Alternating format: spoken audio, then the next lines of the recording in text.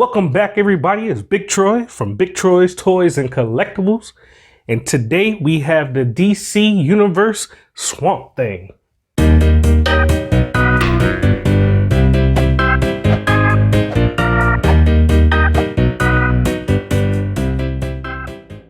This guy is very tall. I mean, the box he comes in is huge, but this figure towers over anything else I have at the current moment. Let's see what this guy comes with. Out the box, Swamp Thing comes with his much appreciated data file, which has a picture of toy photography of him in the swamp. And then on the back has information about the character. You can pause and read that if you like. And then he comes with the much appreciated Mcfarlane stand. He a big joker, so you may need this to get him into certain poses. So this is always appreciated from Mcfarlane. Swamp Thing comes in at almost 11 inches tall. And he's in scale with the rest of the Mcfarlane 7-inch figures. So that's pretty tall, man. But let's take a closer look. Detail in the face scope is pretty nice.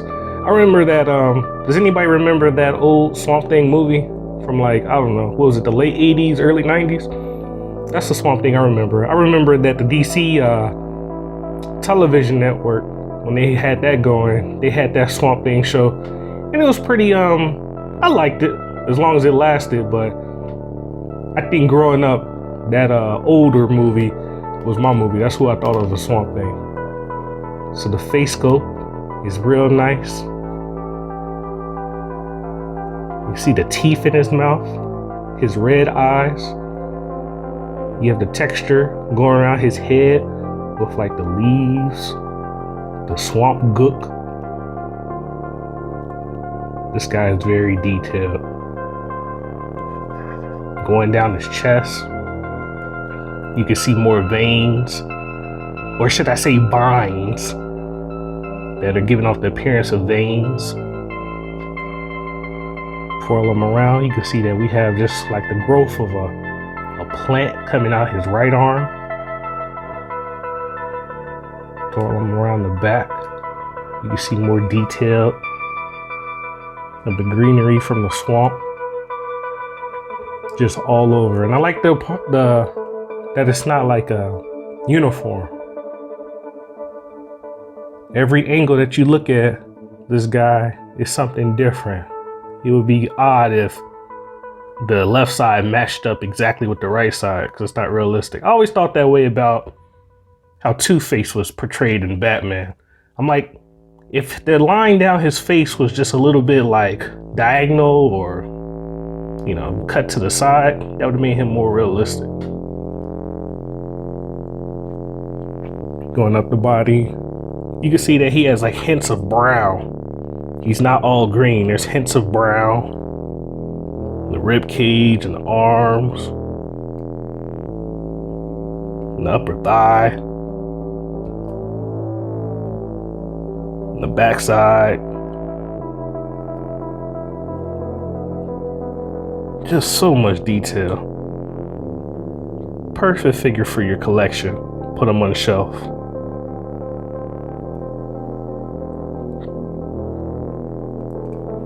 So let's see what kind of articulation we have. So as far as head articulation, it's on a peg, and we're hindered by the back of his neck here. That's as far as up we're going. We can go down that much, which is pretty decent. And you saw that it kind of slanted when I pushed it down. That's because there's a ball peg inside. Yeah, there's no hindrance looking to his right or his left. Going to his shoulders, there's like a little joint in there. I don't want to call it like a butterfly joint, but it's just like a socket inside. So you can shift the arm forward and backwards to get in some more dynamic poses. It gives a little bit more leeway. You can see it a little bit better there inside, a little socket that it slides in. And that's on both sides. He can flare up in a T-pose. Nice. Arm articulation, I can only get him into 90 degrees. There's not a double joint there. So 90 degrees is all we got on both sides. He's a big guy, so it's to be expected. And you see that even the detail in his shoulder, as far as some of the greenery, it's not molded to the scope, so it flares out the way when you move him around, which is good. That's on both sides. They flare up.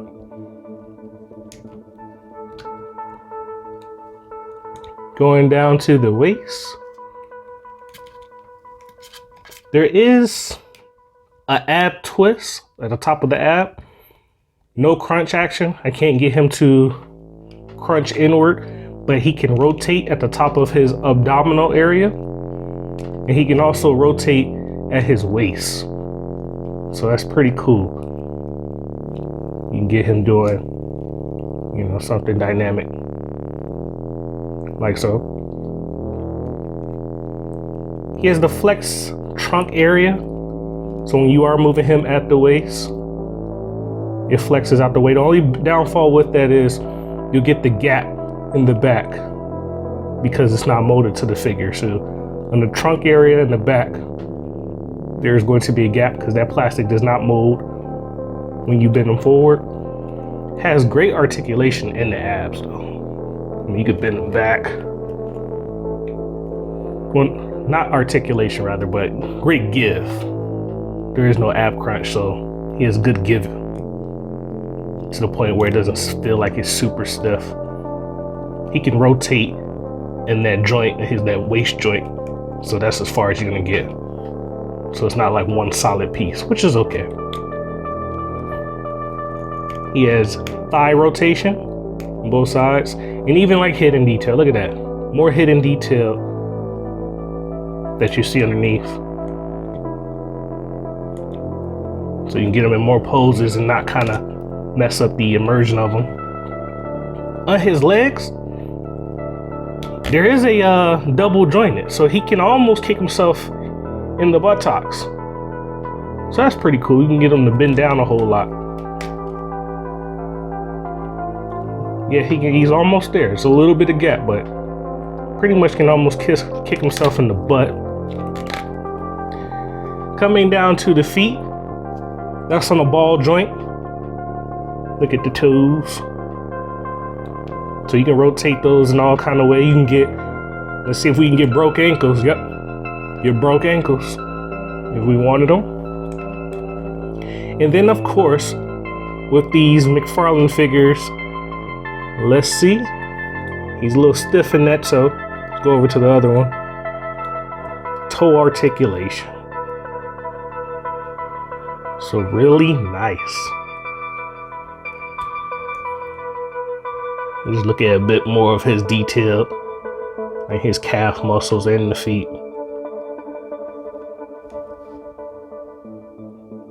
Awesome, awesome, awesome.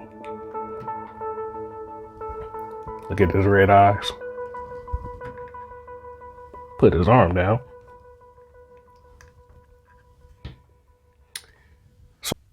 Something also comes with a interchangeable right hand.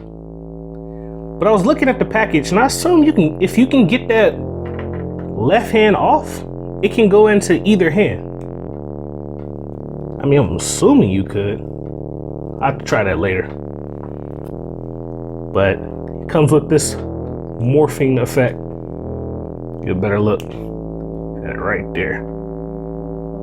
So he morphed into a weaponized vine.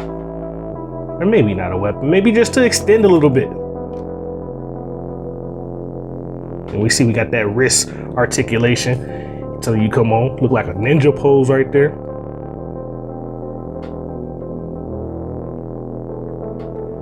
It's a cool fig.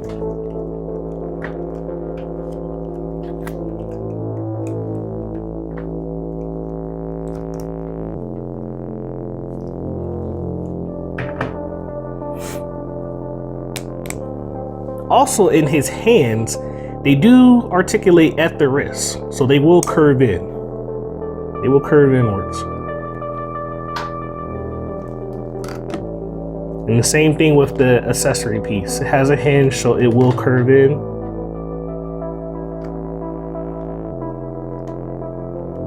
No swivel on the bicep. It's a slight cut at the top of the bicep, but you can't swivel it out, but it will give a little bit. Overall, nice figure. Tell me what your thoughts are. Please like this video, comment and subscribe, share it. We're going to do more and more action figure reviews, among other things. Please take a look at our Instagram at Big Troy's Toys and Collectibles. We do a whole lot of action figure photography. Tag us in your pictures. Let's build this community. Stay tuned for the online toy store that we are going to drop, and I will catch you on the next one, my good friends, and have a wonderful weekend. Peace.